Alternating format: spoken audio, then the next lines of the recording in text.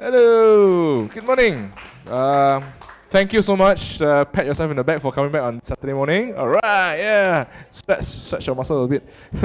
Both hands make it equal so that your shoulder blades activate your shoulder blades a bit. All right. You guys have your letter of engagement fill up ready to share with us what your thoughts are.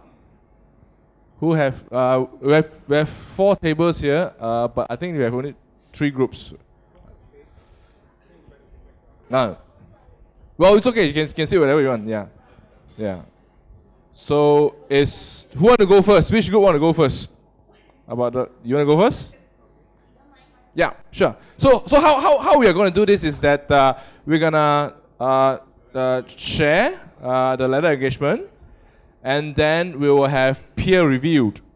We'll ask opinion from each other, 5 minutes or so to comment and how we can do better. Then we move to the next group. We do and repeat the process and do the same. Yeah? Okay? Yeah, sure. This group number 2. You can on a table, on a chair. No need to stand, right? Up to you. Just relax. Hello. Hello, good morning, everyone. My name is Yat Guan, so you just call me YK will do. Alright, so today we're going to present on the social engagement ladder. So the issues that we are talking about here, right, is on the traffic congestion in Penang. Right, so our focus will be we were going to have a Go Green campaign where mainly we will focus on the bicycle. Alright, so we start from the watchers first. Alright, so for watchers, we have tools, message, and action, right, according to the table. Alright, so watchers first, the tools that we're going to use is mainly we focus on 2 medium. One is the Facebook video, and another one is the Instagram pictures. Okay, so the message that we are going to convey here is about the traffic issue in Penang, where we give a scenario that, for example, is if from USM you need to travel to Penang International Airport. So normally, if no jam, then you will take around, I guess it's 15 minutes. Alright, so if when having this traffic congestion problem, so I guess it's around from USM to Penang Airport should be 25 minutes, so another 10 minutes. Alright, so the actions that what we need to take here is to encourage the people or the audience to watch about the videos on the traffic congestions that we are going to share on this Facebook and Instagram. Alright, so after that we go to share. So the tools that we use is on Facebook and Instagram is our medium here. So the message that we're going to convey here is about the Go Green campaign. Then the actions that we will be taken on if our followers or people that share on this issue on their Facebook or Instagram, then we might give out the prizes when they attend this Go Green campaign. So the prizes may be they will win the bicycles in this campaign. So if they join, alright. So after that, we go to the commenters here. So the tools using here is the same where the Facebook and Instagram, and the message convey is actually the same where we want to promote this Go Green campaign. And also the action that these commenters need to take is notify us on our post where they already shared or they already comment. Alright, so after that we have the producer here. The medium that we're going to use here is the same, so it is Facebook and Instagram. The message that convey is also the Go Green campaign. So the actions that we could take here is if the followers of if the peoples that they would like to join our event, right? So if up to 5 people join this event, including that people, so they might get the free T-shirt when they come to our campaign. All right. So after that, the last one is the curator. So the medium that you're going to use also the same, Facebook and Instagram. And the message that we want to convey here is to create awareness among the public and also to promote on this Go Green campaign. And the actions that could take here is to take photo with the bicycles and also to take some of the background or even pictures that related to our campaign, because Go Green is focused on the green color, right? So all these related pictures that, and then after that they post it somewhere like in their Facebook and also Instagram, and they might win some prizes or even they get something from us. Okay, so the watches here, then we actually set a time duration for them. So for watches before the events, it's 1 month before the event starts, so they have to start to watch this kind of video or pictures. After that, they have 2 weeks before the event to share out all this information. And then they have 2 weeks to comment before the event as well, and also 2 weeks to produce it. After that, 1 week before the event, so they need to take photo with the related, maybe photos or even different kind of photo as well, or even whatever that related to this Go Green campaign or even green color. Anything want to add? Yeah, I think this is our idea. So I'm not sure whether it's we got the point or not. Yeah. All right. Thank you.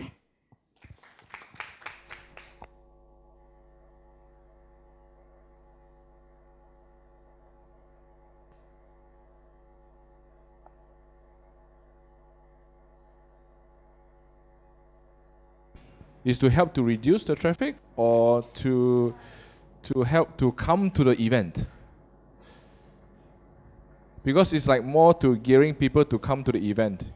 So it's not so much of a reducing the traffic. So so it's more of a recruitment, pulling people to the event, which the event will promote about whatever campaign. So yeah. So it's two different things. Instead of reducing traffic, it's this your plan is actually more to getting people to attend the event. Yeah. Okay. Then the KPI is different. The objective is different. Okay. Anyone?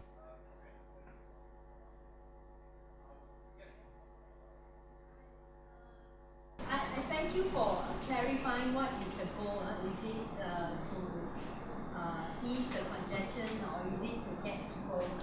Yeah.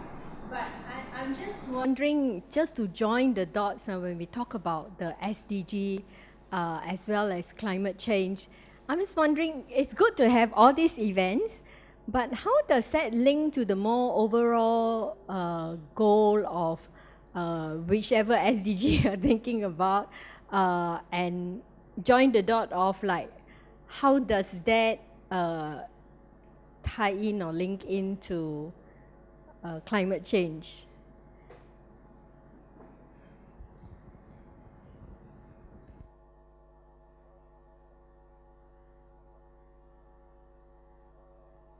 Okay, test. Okay, test. Hello. You just have to take over. Hello. Can you hear me? Yeah. Okay.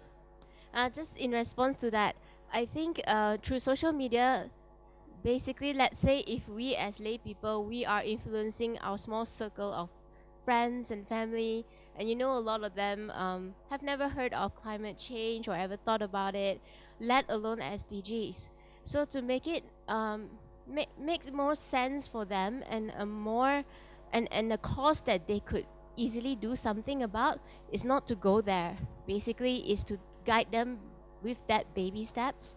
So basically, getting them on board, identifying what the problem really is, saying traffic congestion, they can immediately think that, okay, the problem for me is waste of time, my fuel, and all sorts of things, right?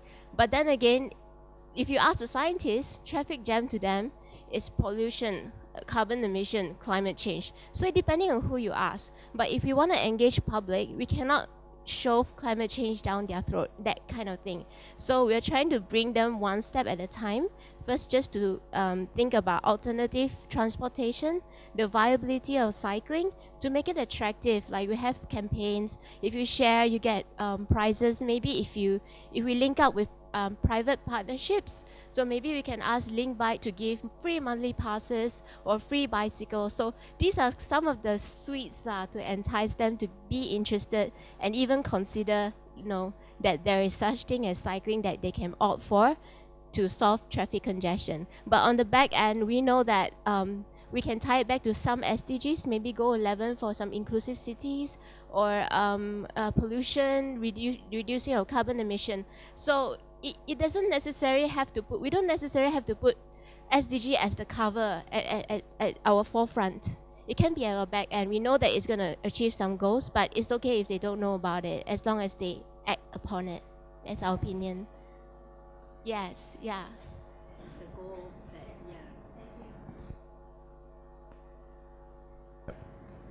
From this side of the room, anyone want to try to add on or give some good words or comments? Yes. After Hillary, I know. Keep the mics on. Yeah, just to continue from where she left off. Yeah. But I think, I don't know what you mean by this back end, this message is at the back end, but somehow I think that it need to be, the message need to be sent to your target. Because otherwise then, the purpose is to educate the public about this SDG, right? And then you have to link, like she said, joining the dots, to link what your campaign is about to these SDG goals. Yeah, you are not shoving this thing down people's throat, but I'm not saying that you have to put it on the front page or whatever, the cover, but at some point there has to be some kind of a link. It could be a very, very small thing, but you're saying back end, I'm not clear, I cannot visualize what it is. Maybe it is at some places you will say that, by cycling you're reducing this amount of CO2 compared if you are taking a car, and then this is going to help us to achieve goal 13 of SDG. I think this kind of message need to be there and start to get it into people's consciousness that these little steps that you are taking, that everyone is going to take these little steps, is going to contribute. We are doing our part to achieve SDG. Yeah, after hearing, you guys did a fantastic job on the scaling up the action, scaling up the commitment level, from watching video, win a bite, the competition, comment, getting 5 friends, and getting picture with the campaign selfie. The commitment level is fantastic, but I think I want to echo Hillary, is that the messaging could be done better. Instead of just promoting Go Green campaign, promoting Go Green, the message could be a bit more refined. For example, I love how you relate the traffic with climate change and the event, because as we mentioned a couple of times yesterday, that climate change is a very wide area, and it's very difficult for people to relate. When you put it into a daily pain point that everybody experience, traffic jam, that is very relatable. That angers up people, that plays with people's emotion. That is to me, that's a very good entry point to start off with the first watchers scale, and then you want to introduce cycling. Probably I would suggest that the next step, which is the sharers, you can you show them the problem. You should also introduce the solution. This is the big jam problem, heat, pollution. So what's the solution? So your message should be, this is our solutions to you. bicycling, cycling, no emission, healthier lifestyle. You can plan your timing more efficiently, more effectively. So the message of why you want to put winning a bicycle as a competition is because of this, because this is our solution to this problem. So the messaging should be a bit more clearer. And then when you want the people to comment more, a lot of times we open it to be so open-ended that people don't know what to comment. So you can prompt your audience, like, share with us your top 5 frustrations stuck in a traffic jam. So you refine the message. You guide your audience how to help you to amplify your message out. So the message has to be more refined that way. The last one is that your selfie taking picture with your bike and the campaign. That is amazing, but again, the message is a bit, you did not mention so much of a messaging. The messaging could be like, no, I can do this, you can do this too. We can do it together. The generation of FOMO, fear of missing out. So we need, I do it, you do it, my friend do it, my neighbor do it, my cat do it, my dog do it. When everybody doing it, you create that sense that if I don't do it, I will lose out. I want to do it too. So that's the messaging that we can do it together. So the action is fantastic. It's just you need to add on meat into the messaging. Then I think it's amazing. Yeah. All right. Thank you so much.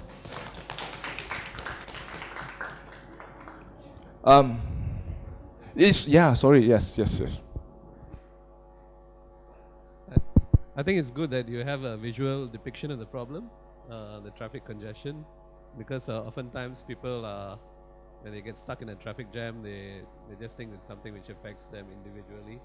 But when you have a depiction of the overall problem, then people are able to see there's something they share in common, and by encouraging them to come to the event, you can, like Hilary was saying, it's a step-by-step thing, but at the same time, when they attend the event, you can go deeper into the issue, and then eventually you can relate the whole thing to climate change, and also with other initiatives being done to, including the Penang Transport Master Plan, and you can explain the plan to them and what's being done and what should be done, what do you think should be done, and from there you can get feedback from the Transport Master Plan and all that.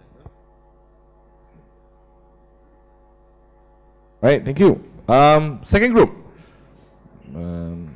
Now this is time when you look at don't look it up. Front table or back table, who want to go first? Nobody? Second table, back table? Ready? All right, thank you. Let's go.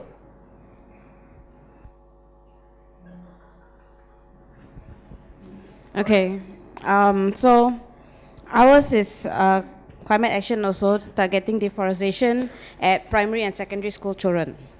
So for the watching part, the tool will be to use animations to explain what deforestation is. The message will be cut trees, less water. And the action would be for parents and schools to show this video to their children, and for online advertisements where, on Facebook or YouTube, where the advertisement interrupts, the public service announcement interrupts whatever that you're watching to show you something for a good 15 seconds. So using that tool, then we'll get them to share through competitions where you get ask them to have the most likes or shares, and then the winner will be nominated as a green champion of his or her school. And this action would be just the students sharing out the post to as many people as they can to gain as much likes or shares. And for the comment, we are using the winners or the green champions as ambassadors for the deforestation campaign, and then the message would be for them to personalize their own version of cut trees, less water. And the action that we'll take would be through interviewing these green champions and encouraging public participation. For producing, the tool will be for the school students and the green champions to produce a petition to the government, and their message would be a variation of cut trees and less water. The action would be to get bigger attention, where they will submit a petition proper.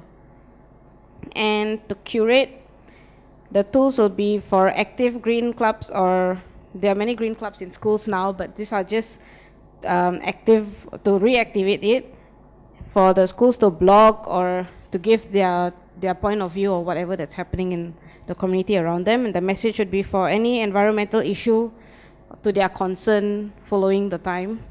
And the action would just be for them to spearhead programs, since they've already had the experience of campaigning and writing petitions and etc. as school-going children. All right. So it's about highlighting deforestation to school children. Yeah? Chew. Anyone want to add on or try to comment or have thoughts? Yes? You want to try? No? Yeah. Yeah, it was nice to hear about your efforts towards deforestation, overcoming deforestation. But nevertheless, when it comes to deforestation, I believe such that it has been overly exposed to children. So what makes your program extra special, extra different? Whereby it's, you may see something like a retention, process happening. We need retention, we need something to be activated. So what makes it so different that it will be there in the kids' minds, and it will grow over time, evolve over time, and then it'll enhance their participation in the very near future and in the far future? That's my question, actually. Any response? That would be in the message of cut trees, less water, because less water, the bigger picture is rivers and all that, but it doesn't relate to us directly. But not having water or having water shortages at home for a week, for a month, then that one will probably relate better to the children themselves. Deforestation is a very big picture, but if you just narrow it down, trickle it down to them, at least the link is really far, but then I'm hoping that eventually they will get there.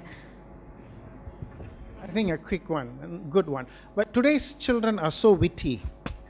They'll say, if no water, no big deal, I'll buy mineral water. I'll buy this, I'll buy that. So, today's children are very witty, They can look at you from different angles, They can even pack you in a sardine can and sell you off, honestly. They're so witty and so sly. So nothing bothers them. How are we going to make them have this emotional approach, saying that, yes, we don't have water? I'm sorry, I'm scrutinizing you guys now. I mean, this is the reality out there. You try to deal with children today. They've got a million answers, and they know how to overcome everything because Google has it. So what is it that you're going to do that they're going to have this emotional attachment towards natural resource such as water?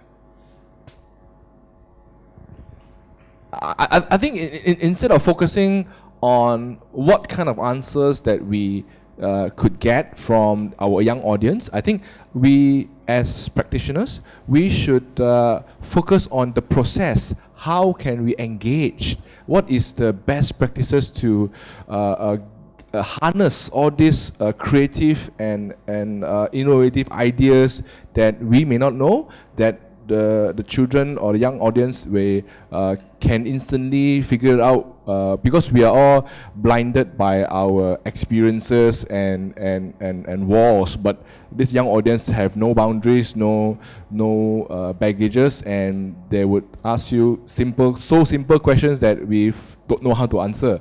I think the process of how to a process that is effective and a safe platform, how we can harness this is, I think we should think of more on that as well. Anyone else want to add on? Yes, please. Yeah.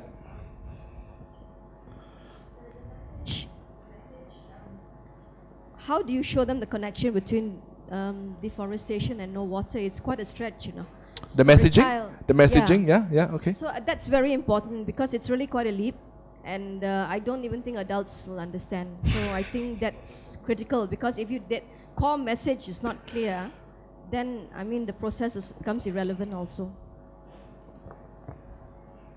Okay. But you did mention about animation. Would that address the issue? I think animation to young people with the YouTube generation, the illustration, all these things could be best method to advocate and teach people the connection between trees and water, isn't it? Right? Yeah. Yeah. You wanna respond or is it responded? Actually, it's very true, and I agree, because deforestation is actually directly connected to less water, simply because trees work as, to put simply, as sponges for the earth. So using animation to translate something very scientific and very complex, it will simplify even for adults to understand how trees actually are required to hold water for us in the long run. Yeah. Okay. Well, I don't think we need to go in so deep into the facts of things of the details of the what we are looking for in this module is more of the processes, and I think you guys also amazingly did a good job. But I have two comments and two suggestions to your plan. The first one is that I love it that you give them a green champion title. You know, when you do that, you know, like it or not, the kids will have that special. Don't just give them a title. Give them a badge, give them a cap, give them a vest. You know, that we can wear around school. You know, make them a uniform or some sort that differentiate. You know, that really brings up that pride, that ownership, that brand ambassador kind of thing to that young person. That is also a very, very powerful actually. The second very powerful point that you mentioned is also when on your commenting stage, where you requesting a personalized message on how does this deforestation affect you. So localizing it, humanizing it again, making it from your that is one strategy to harness their comments from their experience. That is also the second thing very powerful that I see. The comments that I want to bring up is that you put writing a blog as the most difficult part, whereas a petition is below writing a blog. I would suggest the other way around. Encourage people to write a blog first because it's still harmless. It is still less riskier. I think a lot of people will see handing up a petition will be a bit more riskier, a bit more higher commitment. I would say that I would suggest that if you can, on a producing part, you encourage people to produce articles and blogs first, and then then you appoint a brand ambassador to champion your petition. And that would be it depends on the hierarchy of risk to that person that will do this task. How much risk, how much investment, personal investment that this person have to put in to that hierarchy. Who do you want to submit the petition to? School children. To clarify, right, initially when we came up with this idea, it is we couldn't find a proper word so that we use the word submit a petition, but we want to do it in a very supposedly, all right, letter. Is in a very gimmicky kind of a way where different green champions of the schools, that means the schools will participate, and they actually hand the petition to the state government. So it is an event instead of an actual protest kind of a thing. So the reason we want to come up with this is that it is very gimmick. In a sense, it is gimmicky because we see people different NGOs give petitions, but we don't see children giving petitions. Fantastic. And this will get media attention because it's very novel. And that is why we put it at the producer's stage. But whether it is accurate or not, that is another, I do not know. Yeah. I mean, to add on the examples, it's not just gimmicky, it's actually very powerful. The messaging that the young generation, the next generation, whatever policy or decision you make today will affect the young people. That's your livelihood you want to decide on. Example is that we have friends, one in the Netherlands, the US, young children doing a lawsuit against the government for enacting bad laws or not doing enough. You know, this is not just petition, but actually go to the court and sue the government. Yeah, so it's not gimmicky. It's very powerful. It should be done correctly, and this is one of the strategies that we can do. And yeah, this is a very good plan. Yeah, thank you so much. Anybody last comments on this deforestation, water, young children sending letters to government? No? Okay, good. The group number 3. Have you guys prepared anything? No? Okay. This group? You're from that group. Okay. Cool. We have 2 presentations. So, thank you so much. Yay. All right. I think we have lots of time. Yeah? Can I ask permission from the organizers, since we have time, to spend some time to open the floor, ask any questions? Yeah? Okay. I'll hand back to you at 10:30. Yeah? All right. Since we have time,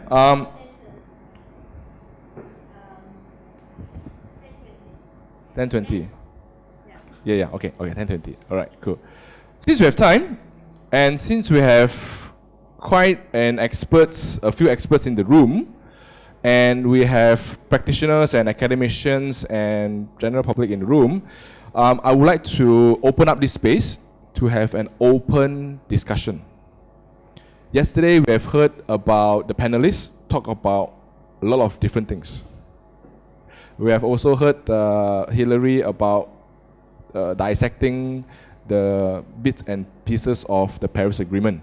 And we also talk about the ways, creative and innovative ways, how to send the message across through digital media and so on. Let me open up this space for you guys.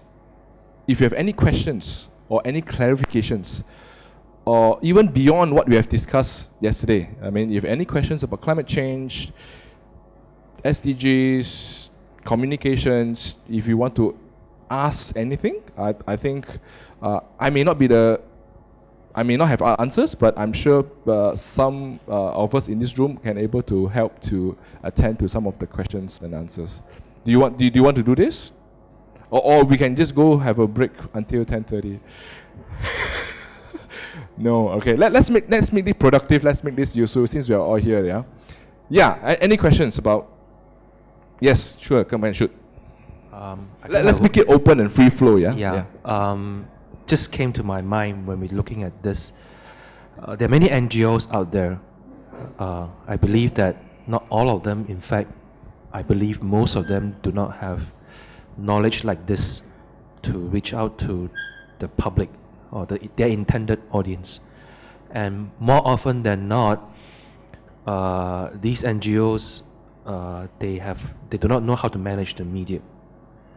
And in the process of putting across their messages or their issues, it may alienate the NGOs from the public instead of engaging the public. Yep. So how can we bridge this gap? How can we bridge this gap between like what we know today Yep. and the majority of NGOs out there who do not have knowledge like this? Yep. Yeah. Okay.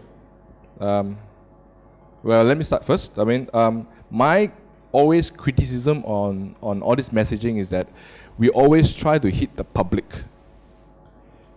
When we start a campaign, let's hit the public, as many people as possible. Let's hit everybody. Let's put the messages as wide as possible. Let's try to get as many people into the campaign. I mean, to me, that's already a big downfall, a big mistake. Unless you have like 20 million into your bank account, that you have a 20 million budget to do your campaign, marketing campaign, then you can aim the public. If not, try to refine your message, identify your audience as much as possible. School children, where? which school, that school how many children, in that school, what age, standard 1, standard 2, standard 3, standard 4. Refine it as much as possible until you can identify a very specific group of audience. Then you tailor the message according to the group. The example I mentioned yesterday, you can take, I want to talk to the farmers. Where are the farmers from? From northern, southern, East Malaysia, West Malaysia. The farmer in Malaysia and farmer in Thailand have two very, although we comparatively share some of the same similar climate, but the subsidies, the government policies, the soil conditions, the political sensitivity, it's all very different. So we cannot try not to stereotypes, try to like refine ask the who questions 10 times, go deeper and deeper and deeper. Then when your message is very clear, your language is very clear, I think that will have a bit easier time for your messaging to resonate with your audience. Why I emphasize on that first is because if we were to start our audience footing wrong, we will be shooting all around the place, or all over the place. Then when we get our audience right, then we will choose the right medium to communicate. Like I mentioned also yesterday, trying to communicate to farmers or the fisher folks, social media may not be the best platform.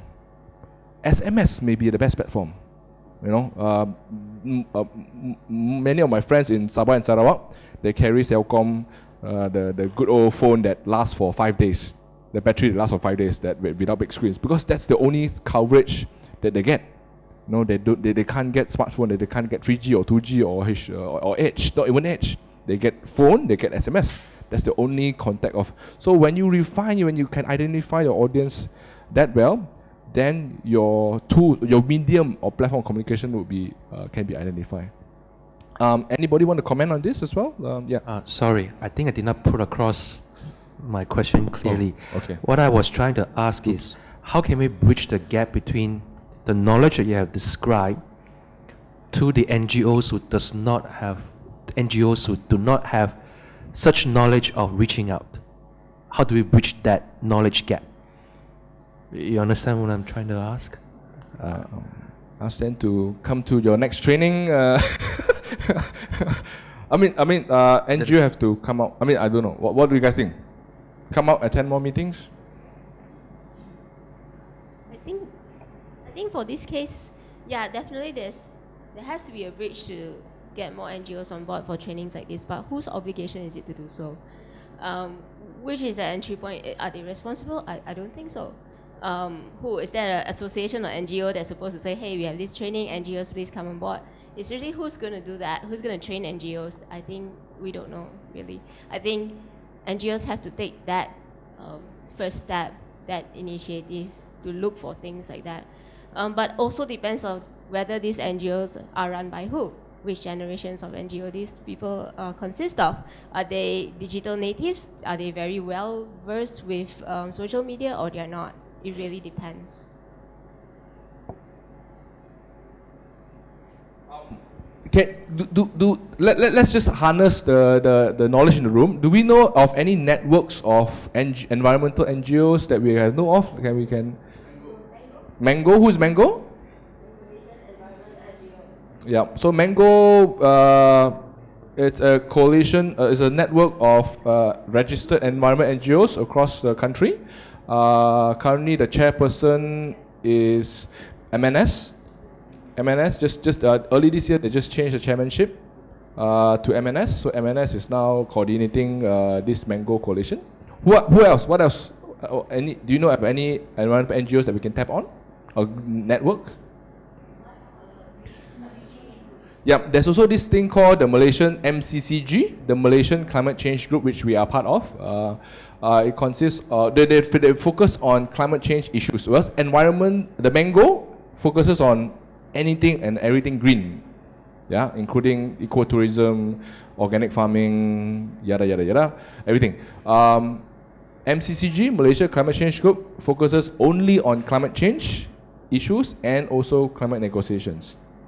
What else? What else have we know of?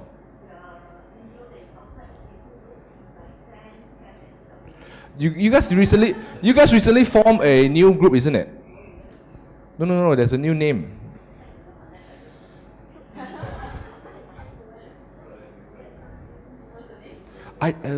No.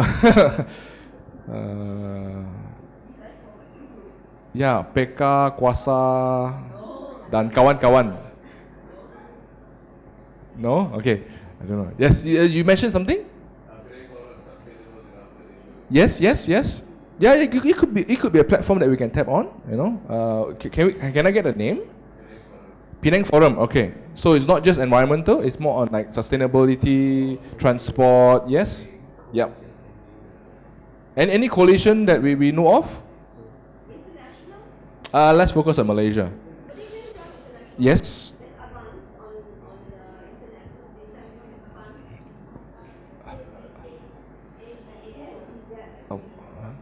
Avas? Avans or Avas?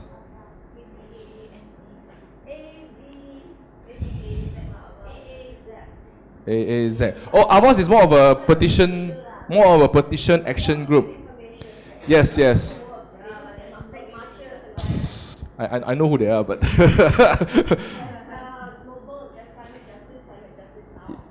yeah. How about some local network that we can tap on? Is there any like green journalists group? There were, right? I recall, but yeah. So we need to also like find out who they are, and then we try to like tap on and try to download some of the resources that we have. Yeah. All right. So yeah. Actually, the reason I said this is I asked this question is because oftentimes when the NGOs put messages across, first they do not have trainings like what we are having today, and though they're shooting in the dark, they're using the shotgun approach, try to blow up everyone. And in the process, advocacy. I feel that advocacy it's always about when we reaching out to people outside, right?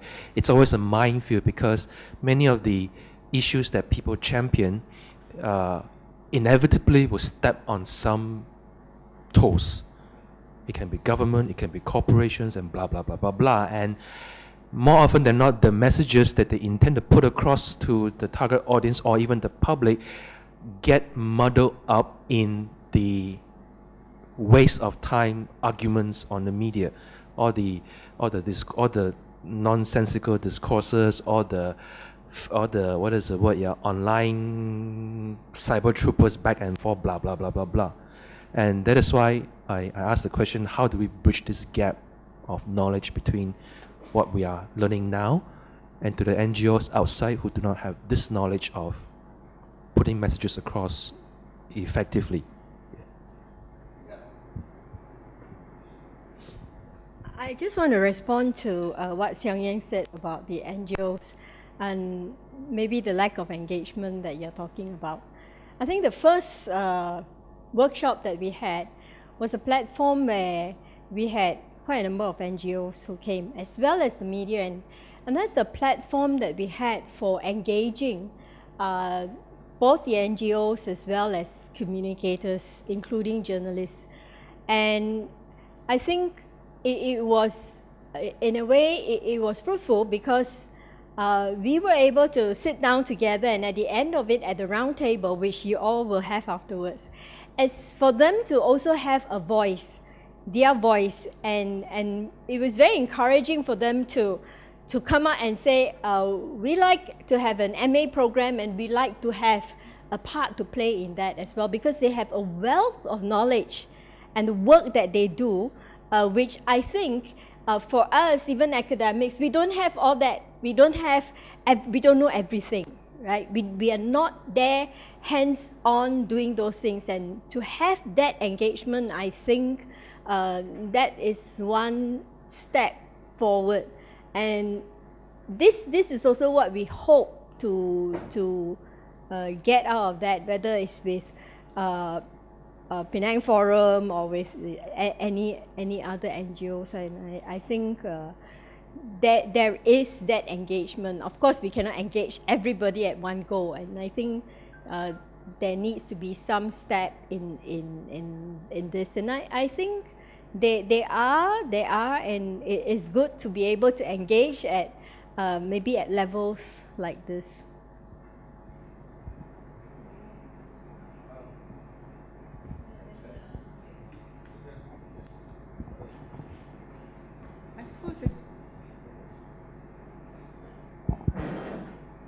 I suppose there's, I agree that NGOs will have a lot of knowledge that we can bring to bear on the topic. It seems to me that a lot of burden and expectations are being placed on NGOs to make the leap, to upscale on the capacity, and to communicate a very important message. And I'm just wondering, what is the role of local government in this? What are their legal responsibilities? How are they attempting to meet them? And how are they reaching out to NGOs to help them to meet their responsibilities? Do they have a statutory, a legal responsibility? If so, what is it? And how are they attempting to meet it? Yeah, I take a point about like the undue burden that was put on the NGOs, like they have to bridge this knowledge gap between how general public comment about their work or their statement. I just want to seek clarification from you. You mean the NGOs are not, they themselves are not aware of what they are talking about? Is it? They are not. I feel that they are not effective in putting their messages across. Okay. May not be.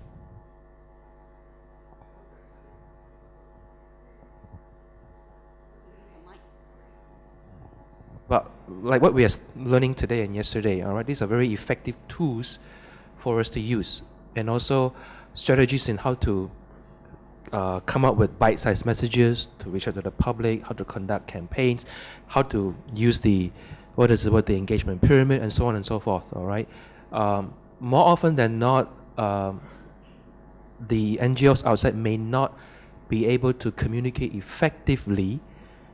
And in the process of their communication, the message is lost in translation, or get muddled up by conflicts or whatever it is. So that is why I'm asking the question. Yeah, I think if there's any conflict arising from their statement, whatnot, is really quite beyond the control of the NGO, right? But in terms of like the messaging from the NGO, I think most NGO will only put out statement when they are very confident of the subject, and also it's a subject where they work on. And generally, I would say that the Malaysian NGO are very careful, because we have to work in a very, very unfriendly environment, because you don't really have the media that is very ever ready to, grab your story and run with it. And also you have to bear in mind, you have to deal with the authority as well. So most of the time, the things that we do, right, I mean, I'm speaking in general. I think this is basically this is how NGO operates in Malaysia, is that we are looking at issues, we are critiquing things they are not doing, not going right, either with the state government or the local council or the federal government. So we are very careful in our own messaging as well, because we could land ourselves in very deep trouble, with the authorities.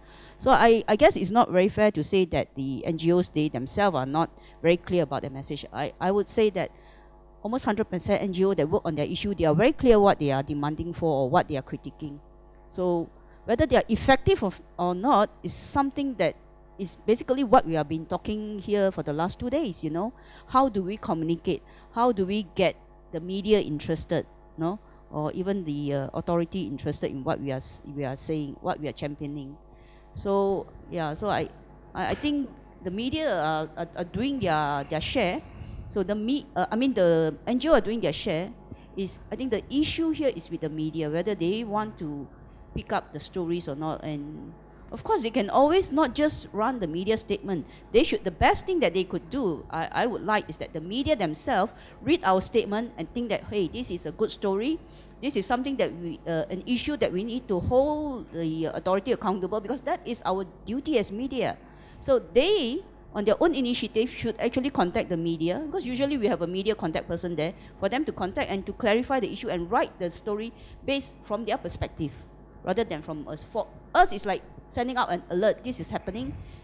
Media, please wake up, please do something. This Okay. is for society, for the larger interest of the society. Right. I think I just want one more point to add on to that is that sometimes we don't get the message from the campaign or the press release is because we may not be the audience. Sometimes the messaging is towards a certain group of people or government or stakeholders or to the industry. Sometimes the language we may not understand, but to the intended recipient, that makes a lot of sense and hits a lot of alarm bells. But then the general public reads it like, hey, I don't understand this message. Why are you sending out this kind of posters and messages? But again, it depends on who your target audience are. So we have some of the media practitioners in the room. Do you guys have any comments or questions about what we have been discussing today and yesterday? Or is there any issues that you feel like 有没有什么问题啊？还是要讲出来的？还是不明白？这两天的课程，哇，Yeah, please. Any? Because I always been approached by the media journalists that they always ask me what they want. They know there's a demand for environmental news, but they don't know how to write it, and they don't know where to start, and they don't know what angle to look at it. Because like what mentioned yesterday, a lot of all this are downloaded from the Western Wired AFP media, and they don't know how to twist it, they don't know how to localize it, they don't know who to look for. So like what you say, there's a gap between the NGO trying to do this thing, and also there's the media who don't know who are the NGOs are. Do you find that complication when you want some comments or clarification? Do you know who to talk to? I'll come to you in a bit. It's quite true, and so far I've been working I didn't come across environmental issues like that much, except for CM. He engaged on the recycle thing, but actually nobody does that also. He only tells you the good news. Sort of. Okay. And then they don't wish to bring up environmental issues that much lah. So we have hard times also like getting environmental news, and nobody wants to read news like this. That's our problem lah. Okay. So there's a lot of NGOs and practitioners here, I'm so sorry, and I don't mean that, but No. Don't lie. Ask that kind of question. No. Yeah. Yeah. But we are asked by our editors to cover big news instead of maybe something special for the environment. We'll go for sure lah. Sure. So now you have contacts. Please get in touch with each other. Let's send her more press releases and contacts. You want to say something?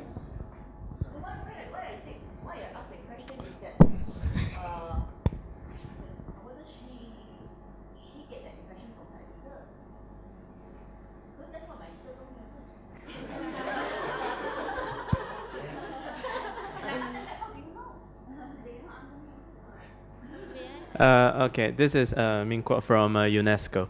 So actually this is the second time that we have organized this workshop, right? But there are some recurring themes that has also been brought up here.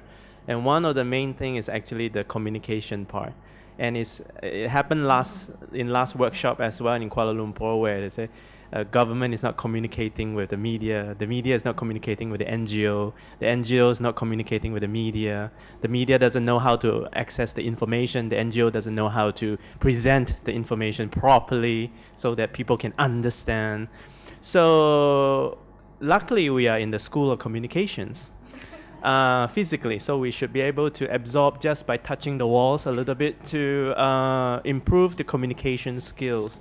And this is, to be very frank and honest, this is just a normal part of the work. And that's why we have this kind of workshops. in order to help bridge that gap, because there's a lot of knowledge, pockets of knowledge, and climate change, sustainable development goals are very complex and cross-cutting issues. But the knowledge is there, but it's in pockets, in silos. So the aim of such workshop, as the one that we are doing right now, is really to bridge the pockets, you know. So they will be interacting with each other and form a stronger network. So we are and the underlying goal of this workshop is to develop a curriculum that can help prepare journalists and people who wants to report on these kind of issues to have that skills. No matter what change, you know, you can have the Paris Agreement 2015, you can have the Kuala Lumpur Agreement in 2020, who knows. So no matter how it changed, to have that skill set to be able to bridge these pockets of knowledge. Sort of very glad also that everybody actually has that awareness that that is the problem, the bridging of the pockets of knowledge. And we hope that this kind of workshop will address that kind of issue exactly. Thanks.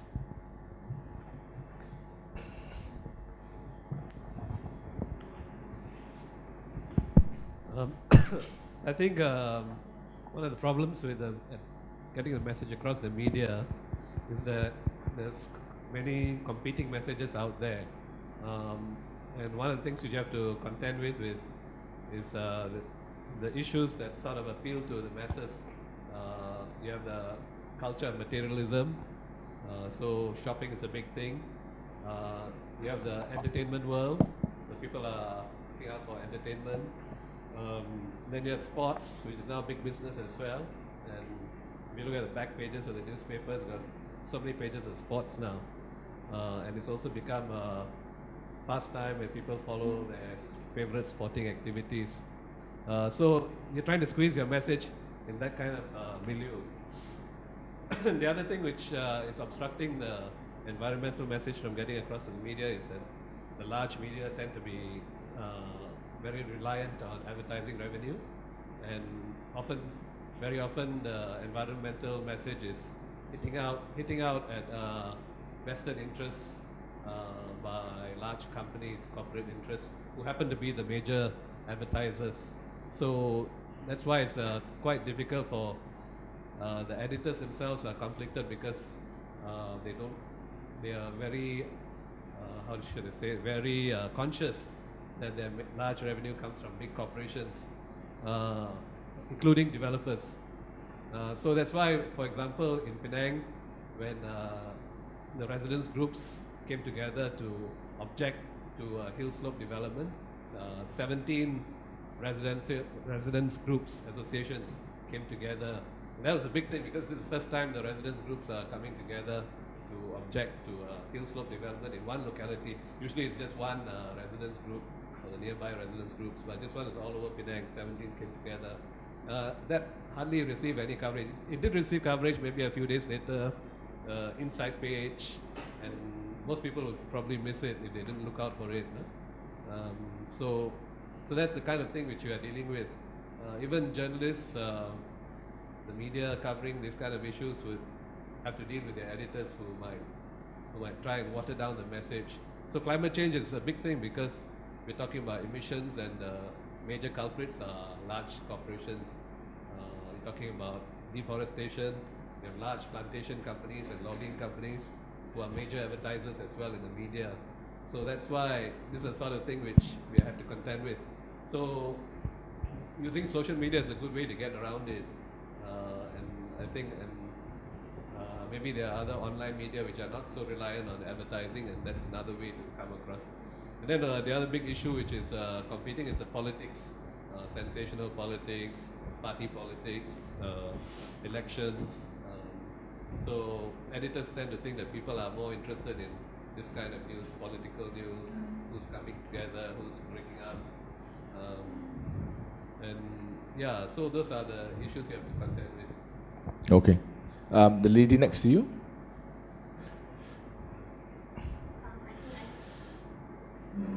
Has put it very nicely. I think that I don't know whether I heard you correct, You said that it's very difficult to get information from the NGOs. So because I don't think that it's very difficult. I think that, you know, perhaps as a journalist, you might want to get, you know, closer to them rather than distance yourself from them. And I think that most NGOs, especially in Penang, are very approachable, and they would like to get what they believe in to, you know, to get to the mass.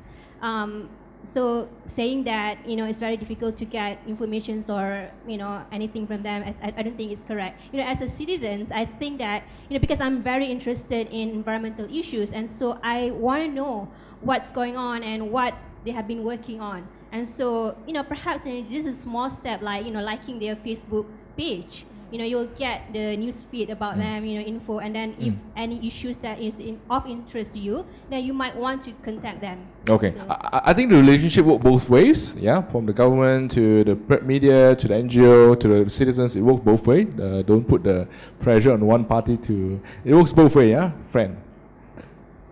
Just to add, I think the question about how do you know people don't read environmental news, interestingly, that was the exact question I asked Cheng Han. He left already, he's not well. Well, he said back then when there's no social media, people actually ring them up or write them letters in response to the article that they are reading. That's how they gauge. And now with social media, how they gauge? How much likes or shares they get within a short period of time. The analytics tells them the story. So basically, if they compare an environmental article with an article which is sensational, when they compare, the numbers speaks a lot. Like, why should we invest so much time on environmental news when it doesn't sell? So that's how they gauge as of now, industry speaking wise. In terms of journalists writing stories of environmental issues, I can relate my personal experience. I have journalists calling me up. I don't speak Mandarin, but I have Sinchu and Oriental Daily coming up to me and ask me if I could be interviewed by them. And the first few interview features that I get from newspapers, I can't even read it. You see the extent that I'm very impressed by these young journalists, that they have done a lot of networking and researching, and then getting from one place to another. So when they get in touch point with me, I can recommend someone, my network, to them. That's how, you know, you get your contacts. But then again, I have to be careful because like Oriental Daily, I can, in my own personal biasness, I felt that they are more genuine because they were talking about issues about plastic bags and all that. That's fine. But I can't say the same thing about Sinchu. They called me up on a very particular, very specific purpose because there was flash flood. And there was a lot of leading questions to make me say that it's the state government's fault. So things like that. So yeah, you get some journalists that are out there to, although it's masked as an environmental issue, but they have underlying political agenda. But then there are journalists who are sincerely doing very good research. In fact, the plastic bag ban for Penang story was actually a 4-part series, so it was quite a commitment. So I introduced them to some NGOs and maybe politicians as well, like Pivumpo and all that. So I think it can be done. It can be done. You just need to get one contact point, ask more questions, and then people are so willing to let you tap into their network. So the learning from this is that whenever you see an article online or published about environment, go and like it, comment on it, share it, and distribute it. You know, help to put the analytics up. Yes. Yeah, thank you. Like for the clarification. So, like the Sun, they will have the most viewed and most shared article. So from the data, yeah, like not selling story, like just what she said. Yeah. And each newspaper has their own focus. So Yeah. maybe you all know that the Sun is not so much into environmental. So it's okay. Maybe Yeah. the Chinese press is very into it. Yeah, don't worry. We're not media bashing here. Well, the challenge is how can we get an environment story that gets 1 million hits? Like Datuk Sri Vida, I Am Me video, 6 days, 1.2 million views. How can we get that for an environment story? Yeah. Last time, to the young people, do you have any questions? The young people in the room, the youth, do you have any questions or clarifications? Yes, no, no? All right. Yes. Okay. During my time, we don't have social media. We don't have this kind of how many shares, how many like, and all this kind of stuff. But you still get your editor and say, coming to you and say that nobody is interested in this kind of stories, you know. But my view is, you see, in a newspaper, you have so many sections, right? Catering to different interests, right? People who want to read sports, they read sports, and not necessarily they will even read your front page, you know. If a sports person who likes just want to read sports news, they will just turn to the sports pages. Okay, if you are interested in business, you will read the business section. So my question to my editor is, why is it we are not serving people who want to know about the environment? What are our environmental problems? What are the issues? What the government is doing, or what is the NGO is championing? You know, you can't use a very broad brush and say that nobody is interested in reading environmental issue. You can even bury it inside, but people who are interested, they will read the issue. So you're actually catering to different segment of the society. I think that is what the newspaper should be doing. They should not be so overly, you know, concerned about how many people read a particular type of stories, right? So in that sense also, I think the kind of readership, people who read environmental issue also reflects the awareness level of the public, the Malaysians, right? How many people are actually concerned about environmental issue. So it reflects that as well. So it doesn't mean that if there's not less people who read environmental story, then there's no need to write about it, you know? And it goes back to the question, the challenge of what is the function of a newspaper, right? One of the function is also to educate. You know? So you want to educate people about issues, right? So I also have editors who tell me that, you know, you cannot write your environment story like this with this kind of a jargon because nobody will understand. But at the same time, if I look at the business page, there are plenty of jargon as well. You know, those are business jargon, and it speaks to people who understand business. So people who read environment story also understand certain jargon. They may not understand it the first time they see it, you know, but if they are interested in that issue, they will find out what this means. And as they read more, as you write more, you publish more, and people read more, they will understand. That's how awareness is built. So I really don't buy this kind of argument when they say that, you know, you have so little readership for this kind of story, so we don't do it. I think we have to challenge that. Civil society has to challenge that. The journalists themselves have to challenge that. Of course, it's not difficult when you are in the newsroom. You know, this person is of a higher authority than you. But I guess that's how it is. But that's what I mean by advocacy or campaign journalists. You know, I think it is a very tough terrain, and we have to challenge it. And I often challenge my bosses.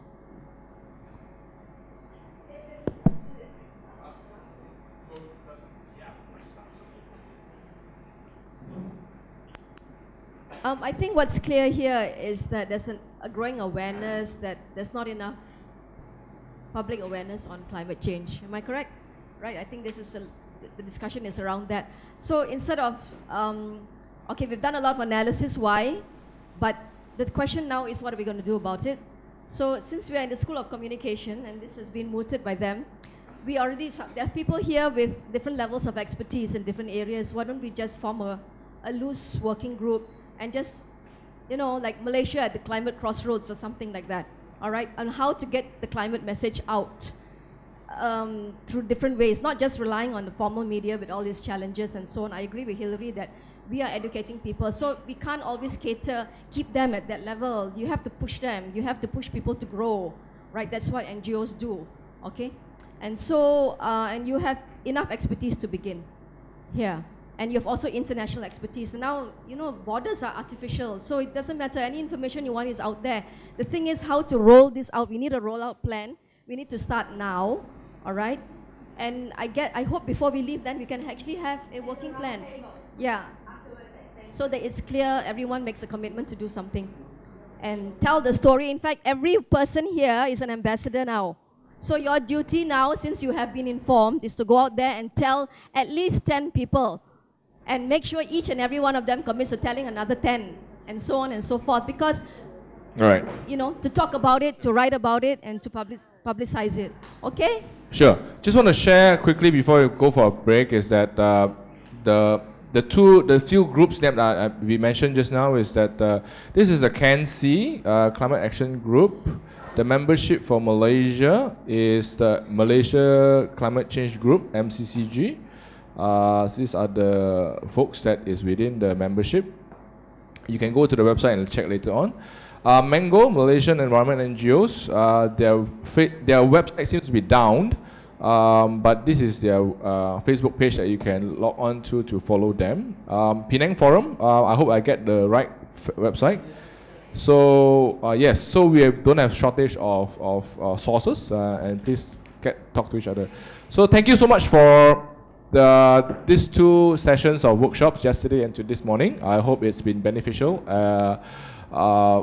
And relationship and friendship made. Let's keep contacting, keep talking to each other. So on behalf of PowerShift Malaysia, Cam Sulusi, thank you so much for your attention and time. I'll pass this back time to the organizer.